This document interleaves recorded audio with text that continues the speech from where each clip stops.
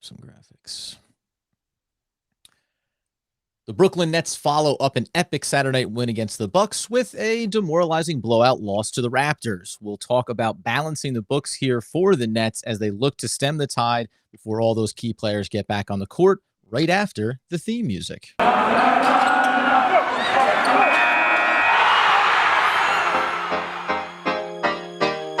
You are Locked On Nets, your daily Brooklyn Nets podcast. Part of the Locked On Podcast Network, your team every day.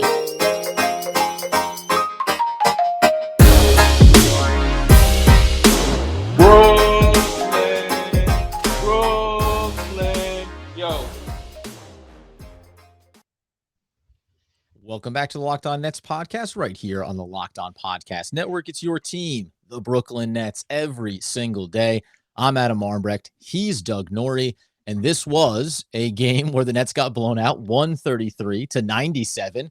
It was never close.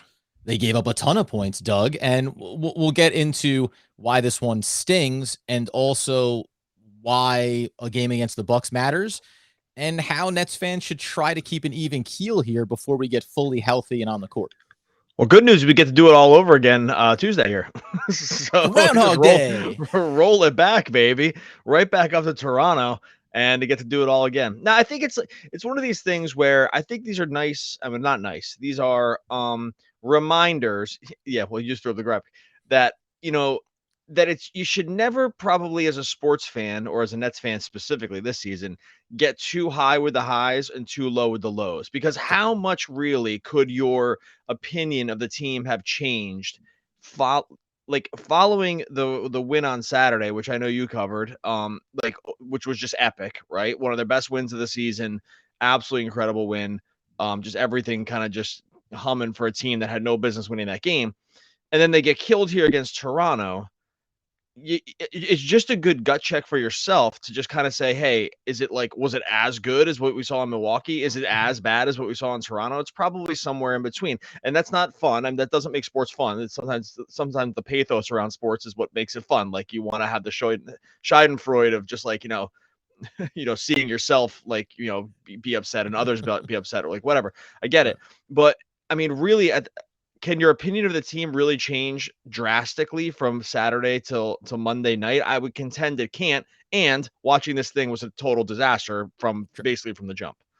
Yeah, it is. And it's difficult. You get just before the game goes to start, Steve Nash ends up entering the protocol. So he's not available. Jacques Vaughn has to step in at that point. And I guess, this is a bit of backwards thinking when you go, maybe that had an impact. All of a sudden you start to pivot here just before tip off. And what is it going to look like for this game? But when you get blown out handily like the Nets did, there's really nothing else to take away from this other than you were going to lose this game.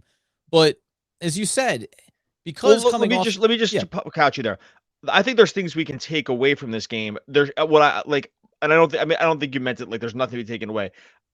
I think that there's like your emotional roller coaster shouldn't be at the bottom now if it was all the way at the top. That's all I mean. I think there's always things we can learn from these games, but in terms of your own sort of, just like I said, like a roller coaster, wherever you feel like you are now, this game I don't think should alter it too much as we continue to do this waiting game for the teams. So anyway, sorry to cut you off, but no, but no, it's good. It's good to clarify it that way. And I guess because to the point of coming out of the Bucks game, it was, man, this is a great win. And what you took out of it was, hey, when you look at these players, the Seth Currys, the Drummonds, Dragic gets his first debut and then makes his home debut in tonight's game. You see the way some of these pieces are playing. Bruce Brown on a very consistent run of quality play this season for himself. You look at those and you say, hey, as we get everybody else back on the court together with these players, they all have to do this type of work at a much smaller scale because the lifts aren't going to be as big, right? You're not going to be running all these guys 30, 35 minutes a night once you have Durant and Simmons integrated and obviously when Kyrie's playing. So to come into this game and say, boy, it didn't look good. There's things to take away from it from a basketball standpoint, but there is nothing to take away from it from an emotional standpoint. Because I don't see how you can think about these players realistically and what their roles are supposed to be on a fully healthy team and over elevate them from Saturday night's win or totally tank them from a Monday night loss, right? Because you are going up, even though they didn't have the Toronto Raptors OG and Anunoby for them out there. They have a lot of talent. Or Fred VanVleet. I mean, Yeah, they no, were that's a missing little bit. some. Yeah. There's a They couple were players there. Yeah, they're missing key guys. Sorry, But just you'd want to still throw look that at in it. there. No, but you'd still look at it and say they have more talented starting players out there for that's what they have. One starter. If you're saying Seth Curry is going to be in the backcourt for them, right? Playing guys like James Johnson as much as they have in the last couple of games, and he gave you vintage performance. But again, you take away the things that you like from it. And I'm not saying you dismiss some of the negatives, like we'll get into the 3-point shooting, which seems to be a theme around teams that are not good 3-point shooting teams finding a way to have really hot hands. Happened to him on Saturday night with Bobby Portis, runs into them. Ryan Rucco had a great comment around Thad Young knocking down his third triple of tonight, and he was 1 for 8 on the entire year coming into the game. Like, it just seems like that's what occurs. And I can point out a lot of different reasons why the defense looks as suspect as it ever will when you're integrating these new parts. But again, this is what I feel like I've been saying this for the last couple of weeks. It's like steady as she goes. I know that there's been this anticipation of finally seeing a healthy version of this team, even going back over the last 2+ years, but we're not there yet. And all of the anger and all of the emotion around this loss is not going to change when everybody gets healthy. Yeah, for sure. And look, they were missing guys. Fred VanVleet doesn't play. He's excellent. OG I actually Anunoby, forgot who, about Fred. excuse me, yeah, he had been really bad. OG, but then it seemed like he was probably playing with a broken. He was diagnosed with a fractured hand, which explained maybe why he had been just horrific for Yeah. about like a week and a half or something like that. So they're left with, I would call, two very good players in Siakam and Barnes, and a solid player in Gary Trent Jr. and then like Malachi Flynn, who doesn't really play that much. They started Kem Birch, who was an absolute foul box. And then they have some guys you can bring in off the bench. I would say, if you want to really dig the Nets here, in Precious the sense Achua, of who had a like, real big night for them. yeah, right. So yeah, Chua good off the bench. Like you said, Thad off the bench. Chris Boucher. You can just run into a good game from him every once in a while. If you want to ding the team here, what you will say, the Nets, that is, you will say like this was also a pretty compromised team, and you should not have Yeah. gotten smoked at home. Like I get that I get that you don't have the top three guys, but losing by 36 in this game and where it's never close, like that's where you kind of say to yourself, almost no matter, like we're still professional basketball players out here. Like Yes. Seth Curry, Andre Drummond, if James Johnson for all his, whatever, this was not the James Johnson experience that you're looking for. Sometimes when when he's exploring the studio space, as it were, this is not exactly what you want, like what you want from him. And like a 36-point dumpstering is kind of what happens. Like what you said, what that can also happen when you're just going to shoot hotter than the sun from three for the first half, and then you're just totally demoralized by the time it's kind of all said and done. Because I think they were like 61% from three at some point on like a lot of attempts. Yeah, coming out of the break, coming out of Yeah. halftime, they had shooting 60% from beyond the Okay, arc. right. I knew I looked at the stat. Maybe I just checked it in at halftime. Right. So you're right. So if you're going to shoot 60% through the first half of the game, you're almost always going to win going away, because at that point it's going to be just so hard for your team to probably just muster a rally around it. So yeah, this is why we sit this weird precipice of like the net space of like, I want to sit here and say, we shouldn't change our opinions that much. I also should say like the effort should have been better. Right. Like I think that's kind of where I land. That's a really good point to tie not a bow on this game in its entirety per se, but we're going to talk about a couple different things, looking at what it meant in the standings, obviously, and around the East, and what it, as we know, with Kevin Durant potentially coming back over this weekend, trying to get this thing on track. But the effort piece is enough to, I think, say, hey, even at your lowest, getting blown out like this at home is borderline unacceptable. I don't know if I damn any individual player around it, but there's something probably in the movement there from Jacques Vaughn tonight's standpoint of saying, if it doesn't look like it's happening after the first quarter and you've given up 40+ points, maybe you just pivot off of everybody you have out there and say, let's just do something else tonight because you guys just got us a win on Saturday. Let's not take all of the air out of that balloon in one performance here.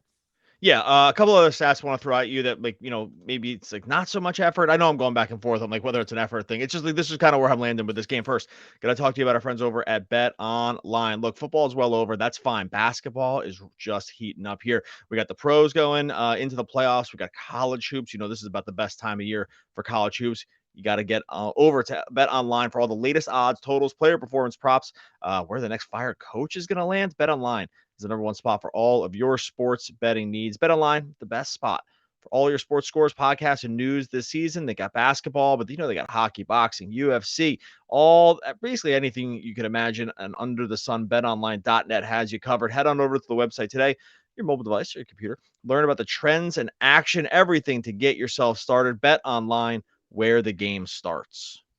And of course, you made Locked On Nets your first listen. Make Locked On now your second listen of the night. It's all the local coverage around the league. You could hear what Sean Woodley from the Locked On Raptors podcast has to say on the other side of what was a blowout victory for them. Not necessarily good for Nets fans, but listen, great coverage, local experts. That's what we do. Hit us with the additional stats here that you think would paint the picture where, as much, again, the reason why you temper even the win on Saturday, as exciting as it was, there is always going to be more than just looking at and say blowout loss or great victory. Okay, so first of all, the three-point shooting was terrible. I'm going both ways here. So, that's just going to sometimes tell the entire story. I mean, I guess 34% for the Nets wasn't terrible, but I think they picked it up in the second half. And if you're just going against a team that's going to shoot 60 plus for a half, again, most times you are going to end up in the loss column. Or that's just the way of the road. It's not like a totally make or miss league at this point, but around the three-point shooting, if you're going to be that good, it's going to be tough. This stat is not doesn't make your heart feel good, but I do think it's lumpy in the sense that their turnovers were just out of this world. The Nets had so many turnovers, and I would call a not insignificant amount of them of the freakish variety. Where James Johnson just gets the ball basically stripped off the inbound, which probably should have just been the sign that this is the way the game was going to go. When he when he goes for the tip, and then he kind of turns around, and there's just someone I think it was Scotty Barnes. Scotty Barnes is in his face. Steal, dunk, and you're like, okay, well, that basically sums up the game. I do think in most scenarios, you're just not going to turn over the ball this many times in the fashion that the Nets did. So I think that's another thing that I can say, okay, was it sloppy? Yes. The Nets have not been, at least the more recent versions of them have not been like this. And so I'm willing to say, hey, this might have just been the old one game outlier where this is a super long defensive team and they kind of got in your grill a little more than you were ready for. And the third one was, and this is not necessarily a stat, but just it is a stat, but they just missed a lot of pretty easy looks around the rim that would have at least early kept the game on the closer side. James Johnson missed 3 or 4 point blank ones. Some just looked weird. One looked like it got glued to his hand or something. Bruce Brown missed a couple of these. Andre Drummond missed a couple. And so there is a point where you can dovetail little bad luck around those kind of things with really hot shooting going the other way. And it is just going to demoralize you to the point of no return. So I guess those aren't stats to look at and say, oh, this could have gone so much better. I just think that a lot of these things, if you played this game out 100 times, a lot of the stuff that did go wrong for this team just wouldn't have gone wrong in as great a quantity. And that's why even watching it, I was like, well, it's just going to be one of those games, huh? The ball's going to get turned over every time on the 50-50 balls. So I don't know. That's kind of where I land. That's kind of where I land with some of the in-game stuff, specifically more from the first half. And by the way, and I agree with you. Again, do those incidental stats that you point to lead to this level of a blowout? Of course not. And that's where I think that to the top of the effort piece plays a factor here. If I'm thinking, there's two things that I want to talk about. First was just speaking highly of Bruce Brown here a little bit for the sake of, if we're going to pull something positive out of it, he's knocked down 6 of 12 over the last 3 games from beyond the arc. There's been this theme. If we want to pivot here a little bit, and then I want to ask you a question about another player on this roster who clearly needs rest. But Bruce Brown seems like he's starting to find his rhythm in that, specifically that corner 3. And I also noticed over these last couple of games that Bruce Brown has been a guy who seems to have a connection with Seth Curry, as in Seth Curry is far more adept at working off the dribble, penetrating into the lane, and can facilitate to the perimeter here. We saw the dagger 3 on Saturday night that put the Nets up late over the Bucks was Seth Curry in the corner to Bruce Brown. Saw it early in this one, though it didn't ultimately matter. If this might be the only positive thing we pull out of this game, but can you look at what's happened with Bruce Brown since the trade essentially and say this is a guy that's playing more comfortable, more confident, and now with this heavier guard look the Nets are going to utilize going forward, he seems to be able to find his spacing and the pockets and utilize what I'll call his basketball acumen to hit to the highest level of benefit as opposed to the way it looked before? Yeah, you had to have liked what you've seen out over him or from him the last couple of games at least, right? Like he's got the three. I mean, sneakily, he hasn't taken a lot of attempts, but he sneakily has the 3-point shooting up at like 36%, which is his career high. Mhm, Again, it's on less than an attempt a game, so we're not talking about volume. But in terms of what we've seen over the last couple of games, he's been much quicker to release when he's wide open. He has to be wide open, right? But that's key though, because teams are going to leave him wide open. Like mhm. that's just going to be the central plan for a lot of defenses. That if he is standing in the corner, that is going to be, Bruce Brown can let it fly zone for most teams. And so if you can keep teams even a thread of honest around that, I think that's a pretty good thing. He's improved a little bit from the corner threes. Like he's like 37%. No, excuse me, 33% total, a little bit better from the right side and the left side this season. And looking at his shot charts. Mhm. But just like the eye test, like I'm with you. I'm with you totally. The eye test would suggest that he is a little more comfortable with that part of his game. And like he needs to have at least a little of it. He Right. doesn't need to be Seth Curry out there, but he needs to have at least like, you just can't let me fire for all day wide open. Because he's never going to be a good catch and shoot three. His release takes for absolutely forever to get there. He's a very slow to kind of finally get to where the ball is. It Very looks like it's going to intentional hit. stroke. It Very looks like it's gonna intentional hit the process. lights. Like Right. it looks like it's gonna hit. It looks like it's gonna knock off the scoreboard because it's so high up in the air. No, but I'm totally with you. Like I'm very encouraged by what we've seen from him, and that's probably a good line of demarcation. You said the trade, right? Like around that time, because Yeah. that's when he's Yep. like starting a little more consistently. Yeah.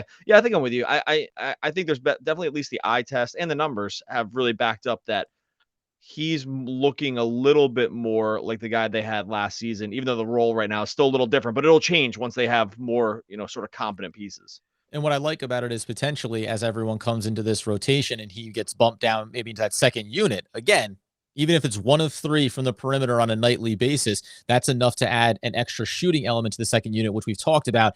How are you going to stagger these guys and still have enough offensive firepower when Kyrie and KD are off the court? The other guy, then, for me, who seems to be going in the wrong direction around the 3-point shooting, is a guy that over the last 3 games is knocking down a crisp 1 of 14 from beyond the arc in Patty Mills. Now, he only plays 20 minutes in this game. Obviously, the blowout's a big product of that. And I don't want to be retroactive around it. He's been struggling. He's only 30, probably down to like 33% for the entire month of February. So for as hot as this guy started the season in his Brooklyn Nets career, Patty Mills has cooled off. We talked about it all year long. Too many minutes. You have to find ways to get this guy rest. Would you have just as well, knowing that it's a back-to-back, have just sat down Patty like entirely for this game and said, whatever, Cam Thomas, take the minutes or whatever it looks like? I know you're still building up Goran Dragic as well, but at a certain point, it just seems like Patty needs at least a night, if not multiple nights off here, just to get himself clear and a little bit of rest. Because otherwise, it's always chasing the dog, it seems like, in terms of getting him back into his rhythm. Yeah, it's so tough, right? Because like, what do you do? Because on the one hand, you'd love to just continue trying to steal as many games as possible. Like Mhm. punting at this point for them, they're already punting. So the the part where the Milwaukee win gives you this little. I know Kyrie played in that game, so it's a huge difference. But this little thing where you think to yourself, "Hey, if we can just pull off these games at home, like." We would still take it, especially against Toronto, who Of we would course. love to play. I mean, assuming things go correctly in New York City, you definitely want to those playing games in Brooklyn and not Toronto, because Kyrie 100% will not be able to play in Toronto. They have a 14-day quarantine. Yep. And I know you don't have to be vaccinated to go to the stadium in Toronto, but he won't even be get it. It won't even be worth it to go in and out of the country. So hopefully, like you'd like to be in that situation to be able to steal the game. So I kind of get it, and I'm with you. The results have been horrific. I'm not going to dig him at all because he carried this team so much early on with his 3-point shooting. So you deserve to go through a streak. It's just what happens with 3-point shooting too, man. Like we saw this. It's not the same exact thing because they're just not the same guy. We just saw Steph Curry go through like a month long for Yeah. him drought in 3-point shooting. Like it just happens. Like 3-point shooting is, you will regress to your mean over the course of a season, and sometimes you can go through really bad stretches to get there, or if you go through really bad good stretches to get to like a certain height, right? So like I I wouldn't be shocked if they rested here against Toronto, but like I also wouldn't be shocked if they said to themselves, we can't afford to do it because we need to try to steal these games. Like they're just in a weird spot with it. And all the more reason to add a guy like Goran Dragic, who still has a 37% career percentage from the outside, to get Seth Curry, right? To maybe see if Bruce Brown can. They still talk about if Joe Harris can make it back. Like, sometimes just having enough guys that can do it from the outside means that hopefully you have enough of them that are on a hot streak when it matters the most. Right now, Patty's in a cold one. And to your point, can't take anything away because whatever the net result of this season is going to be looked back on and saying, Patty Mills did a lot of the heavy lifting when we needed it most early in the year. 100%. All right, we'll round this thing off. Talk a little bit more about what we could. I'm probably going to see the same thing here in Toronto. Maybe not with the same results.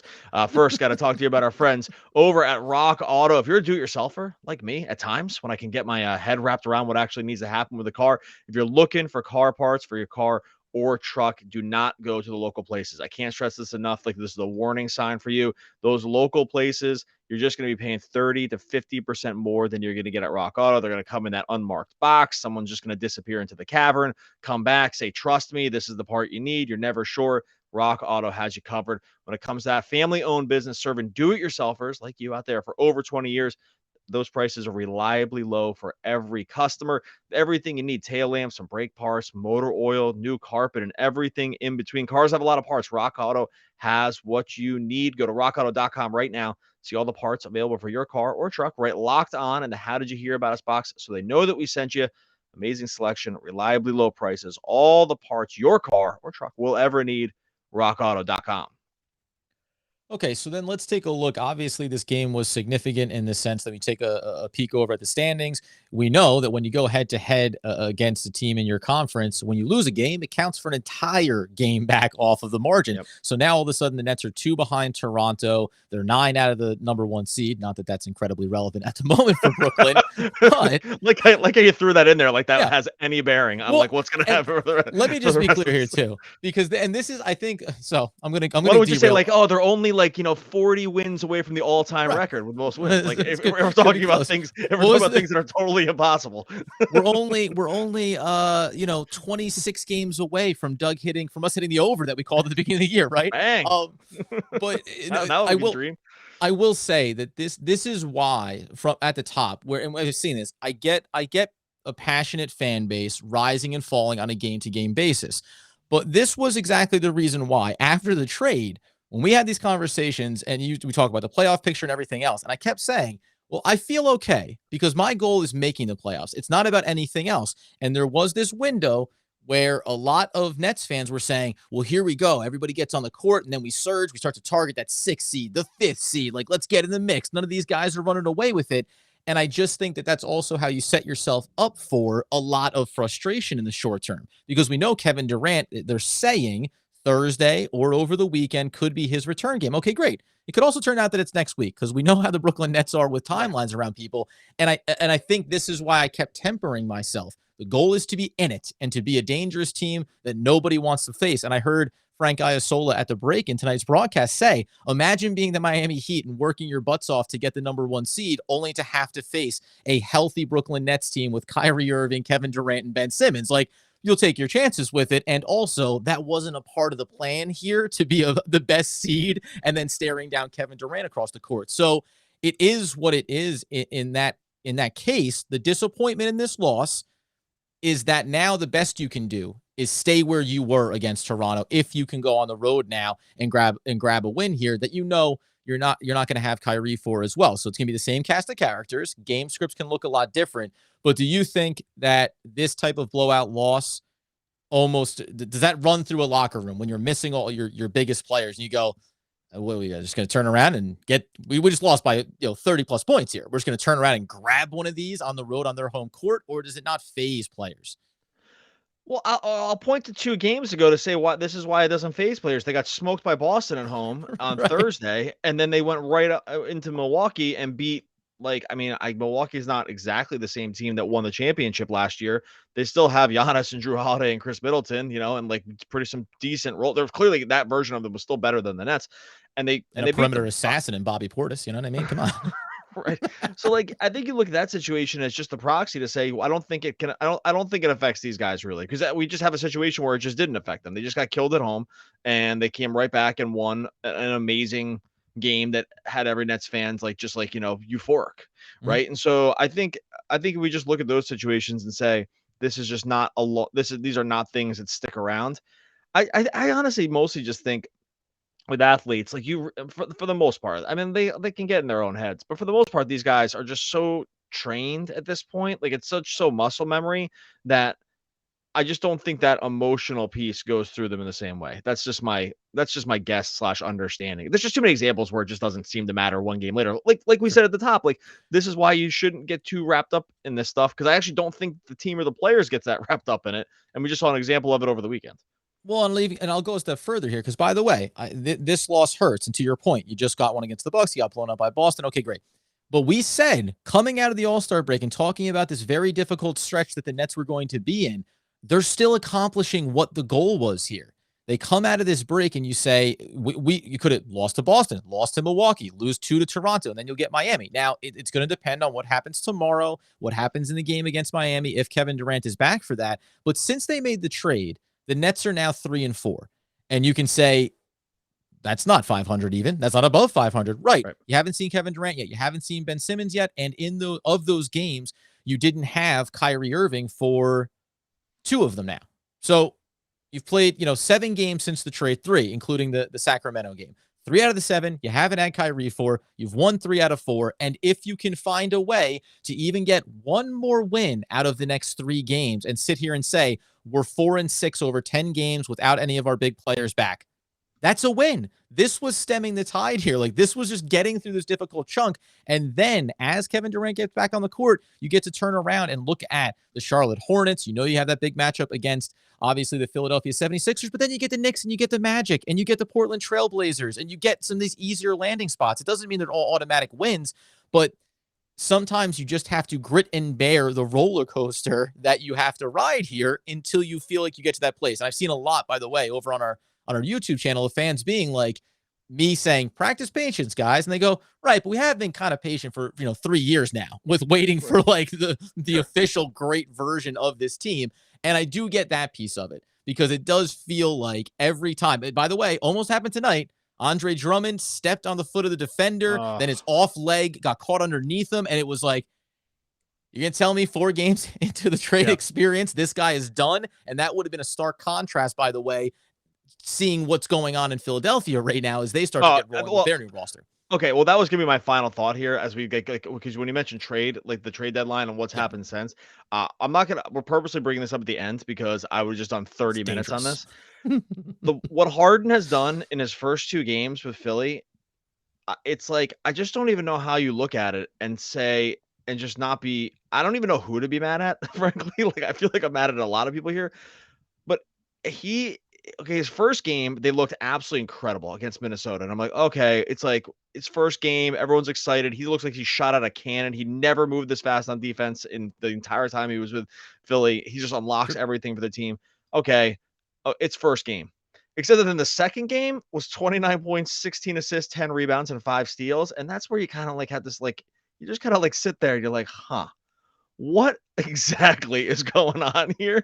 Where this guy looked like he could barely move. I mean, it was just made up. Like, he just didn't want to be there anymore and he just tanked it. I don't even know why I'm even trying to like analyze what's happening here. Even if he was a little bit hurt, I really actually probably doubt it, because if he was that unhappy, he probably would. There's no chance he would have been playing hurt. So I think we can actually take that thing off the table. Like, if he's that unhappy, which he clearly was because he wanted to be traded, there's no chance he's toughing through an injury. No chance. Like 100% lock it up. I'll take that. I'll put that on my gravestone. Like, there's just no way, because there's no way you'd be in that kind of mental state and willing to risk some kind of injury if you thought there was a chance you could get traded somewhere. So I think we can actually take that thing totally off.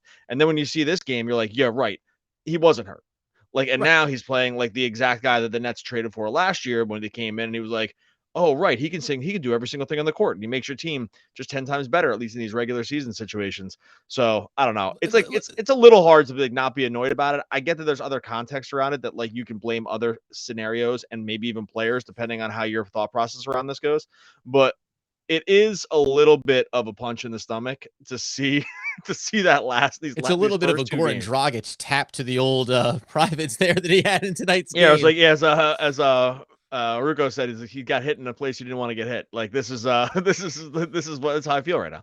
And I see, and again, the piece where it goes from being like, I don't know, man, 4-point performance, I got real issues, the hammy, it's all happening, and then you see this. I think that's the contrast where you go back and say, this is why, whether it's at the highest level of Kevin Durant or in through the locker room, you go, hey, man, like maximum effort here. But I want to ask you this question, get out the door on. Do you think that he's 100% healthy, steps back out on the court there? Did he make a mistake in leaving, forcing his way out of Brooklyn rather than going through the grind of this little stretch here and then getting healthy with Kevin Durant and Kyrie Irving and saying, now it's the big three. Now we go into the playoffs with a chance to win a championship. Do you think that he's better off in the short term right now joining Philadelphia and Embiid? Like I guess all you're asking me now is who do I think has a better chance to win the championship? The current, because that's really the only answer. Like yes, the current Sixers or the former Nets. Who has a better chance to win the championship? I gotta tell you, it's 2 games. The way they looked, it looks so freaking good. Yeah. I'll say it's 50-50 now. It's a coin flip. Like I'm not comfortable staking any claim on that. I mean, currently, obviously now the current Nets, like with the current situation, you have to put the Sixers above them. But I don't feel comfortable enough because Durant is just such a game changer and is better than both those guys that I wouldn't feel comfortable saying it. But I think that's really the only answer to this question is like who wins the champion if either, or makes the finals or whatever, who makes it further. Like that's kind of the only thing that's going to decide it now, because right now it sure looks like the right thing.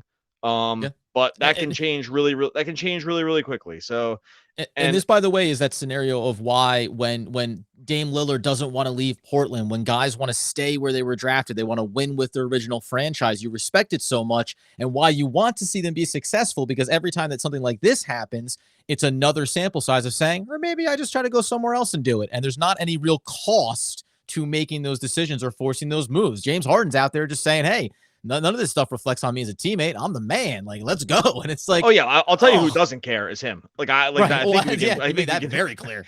I think we can easily say that. Like he does not care at all. Fine, it's the more power to you. Like you're not forced to care. It's not you're not you don't have to go out and care. I just saying it's just funny as like to see it as a fan to say, because you're just like, oh, okay, well, now we kind of know at least what the truth was. Like that made it easy. Like, because I just when I say I'll get out of here than this. I say this to my daughter all the time when she's claiming to feel something or do something. I'll say, you can say everything you want. It's like only your actions that tell me anything. So you can say anything. It's like these are just regular discussions. You say anything you want, but it's only your actions are going to tell the tale of what the truth of the situation is. And I think we figured out what that is here. All right, we are going to get out of here. Go subscribe to the aforementioned YouTube channel. Love the numbers we're doing over there. Leave a comment, please. We'll try to get in reply to as many comments as possible. We'll keep climbing the charts over there on YouTube. I'll put the YouTube link over in the show notes. Nets fans, you have the power over your mind, not outside events. Realize this, and you will find strength. Marcus Aurelius. Ooh, one of the all-time great poets. R.I.P. We'll be back again tomorrow talking more Brooklyn Nets basketball.